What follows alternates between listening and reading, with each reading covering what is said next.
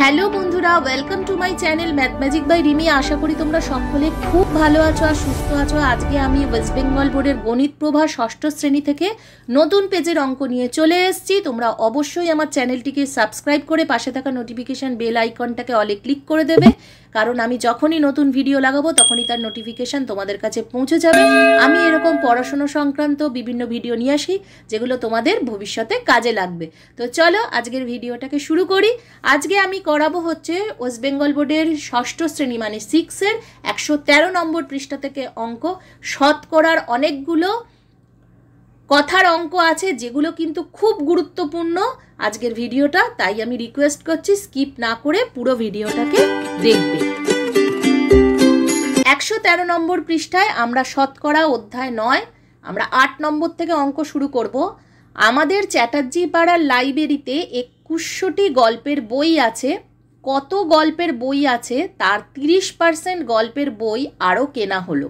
হিসাব করে দেখি আরও কতগুলো বই কেনা হলো ও এখন লাইব্রেরিতে মোট গল্পের বই কতগুলো আছে। তাহলে লাইব্রেরিতে বই আছে 2100 বইয়ের 30% বই কেনা হলো। তাহলে 2100 বই যা আছে তার 30%। তাহলে বই কেনা হলো কত? 2100 বইয়ের 30% মানে 2100 গুণ 30/100। তাহলে এখানে 00 কেটে দিলাম, মানে একেবারেই 100 দিয়ে আমি কেটে দিয়েছি। তো 21 হয়েছে, 21কে 30 দিয়ে গুণ করলে 630 হয়। তাহলে এখন লাইব্রেরিতে বই আছে, আগে 2100 ছিল, এখন 630, দুটোকে যোগ করলে হয় হচ্ছে 2730টি। তাহলে আরও 630টি বই কেনা হলো এবং এখন লাইব্রেরিতে মোট 2730টি গল্পের বই হলো। 9 নম্বরের অঙ্কটা বলেছে, দেখো, আজ সকাল থেকে খুব বৃষ্টি হচ্ছে, তাই আলমদের স্কুলে মোট ছাত্রছাত্রীর মাত্র 20% ছাত্রছাত্রী উপস্থিত হয়েছে। আলমদের স্কুলের মোট ছাত্রছাত্রী 1230 জন হলে আজ কতজন স্কুলে উপস্থিত হয়েছে হিসাব করি। তো 20% ছাত্রছাত্রী উপস্থিত। তোমরা সবসময় যখনই পার্সেন্টেজ মানে শতকরার অঙ্ক করবে তখন যে শতকরা পার্সেন্টেজটা বলেছে সেটা কিসের ওপর বলেছে ভালো করে বোঝার চেষ্টা করবে, এবং যেটা বার করতে বলেছে সেটাকে সবসময় ডান দিকে রাখবে। তাহলে এখানে দেখো ছাত্রছাত্রীর মাত্র 20% ছাত্রছাত্রী উপস্থিত হয়েছে, মানে কি 100 জন ছাত্রছাত্রীর মধ্যে স্কুলে উপস্থিত 20 জন। তাহলে একজন ছাত্রছাত্রীর মধ্যে স্কুলে উপস্থিত 20/100 জন, 1230 জন ছাত্রছাত্রীর মধ্যে স্কুলে উপস্থিত 20/100 গুণ 1230। এই শূন্যগুলো সব কাটাকুটি হয়ে যাবে, খালি 123 গুণ 2 থাকবে, সেটা করে ফেলো। 3 দুগুণে 6, 12 দুগুণে 24, 246 জন। তাহলে আজ স্কুলে 246 জন ছাত্রছাত্রী উপস্থিত হয়েছে। 10 নম্বরের অঙ্কটা দেখো, আজ আমি নিজে কমলা লেবুর শরবত তৈরি করব। 300 মিলিলিটার কমলা লেবুর শরবত তৈরি করতে শরবতের 18% কমলা লেবুর রস দিতে হলো। কত মিলিলিটার কমলা লেবুর রস দিলাম হিসাব করি। সেই পার্সেন্টেজ শরবতের 18% কমলা লেবুর রস দিতে হলো। তাহলে 100 মিলিলিটার শরবতে কমলা লেবুর রস থাকে 18 মিলিলিটার। তাহলে 1 মিলিলিটারে থাকবে শরবতে কমলা লেবুর রস থাকবে 18/100। 300 মিলিলিটার শরবতে কমলা লেবুর রস থাকে 18/100 গুণ 300 মিলিলিটার। তাহলে 00গুলো সব কাটাকুটি হয়ে গেল, দেখো। তাহলে করলে বা 00গুলো কেটে দিতে পারো, অথবা তোমরা 100কেও একেবারে 300 দিয়ে কেটে দিতে পারো, 3 হয়। তাহলে 3 18 হচ্ছে 54। তাহলে 3 18 54 মিলিলিটার তাহলে আমরা উত্তরটা কি লিখবো? কত মিলিলিটার কমলা লেবুর রস দিলাম হিসাব করি, 54 মিলিলিটার কমলা লেবুর রস দিলাম। 11 নম্বর অঙ্কটা দেখো, শোভন এবছরে জমিতে জৈব সার ব্যবহার করায় ধানের ফলন গত বছরের তুলনায় 25% বেড়েছে। গত বছরে 12 কুইন্টাল ধান ফললে এবছরে কত কুইন্টাল ধান ফলেছে হিসাব করি। তাহলে গত বছর ধান ফলেছিল 12 কুইন্টাল, গত বছরের তুলনায় এবছর 25% বেশি ধান ফলেছে।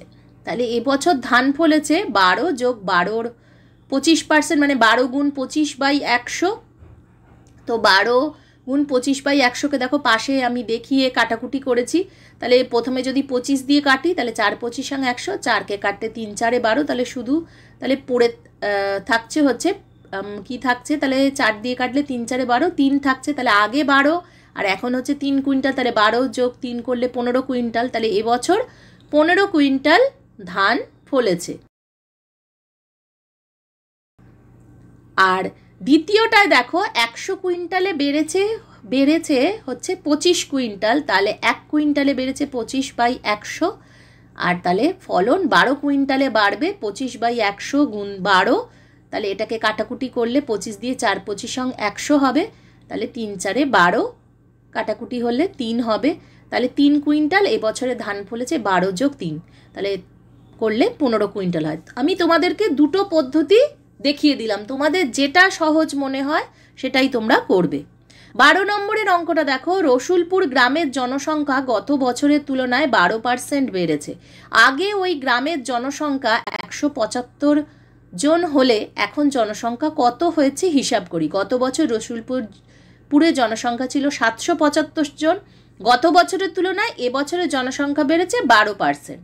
তাহলে এখন গ্রামের জনসংখ্যা কত? 775 যোগ 7 ব্র্যাকেটের মধ্যে 775 গুণ 12% মানে 12/100 ব্র্যাকেটে রেখেছি।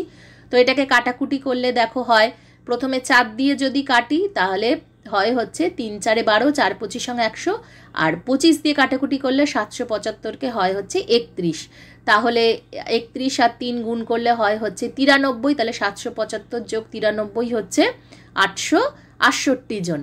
এখন জনসংখ্যা 868 জন হয়েছে। এবার দ্বিতীয় যে পদ্ধতিটা সেটা হচ্ছে আমি ঐকিক নিয়মে করেছি। জনসংখ্যা 100 জনে বাড়ে 12 জন, জনসংখ্যা 1 জনে বাড়ে 12/100, তাহলে 775 জনে বাড়ে 12/100 গুণ 775।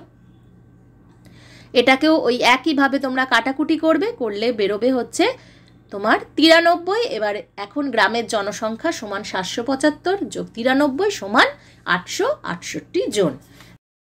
13 নম্বরের অঙ্কটা বলছি, এবছরে আমাদের স্কুলের 80 জন ছাত্রছাত্রী মাধ্যমিক পরীক্ষা দিয়েছে। যদি 65% ছাত্রছাত্রী পাশ করে তবে হিসাব করে দেখি কতজন ছাত্রছাত্রী এবছরের মাধ্যমিক পরীক্ষায় পাশ করেছে। এটা আমি ঐকিক নিয়মে করে দিয়েছি।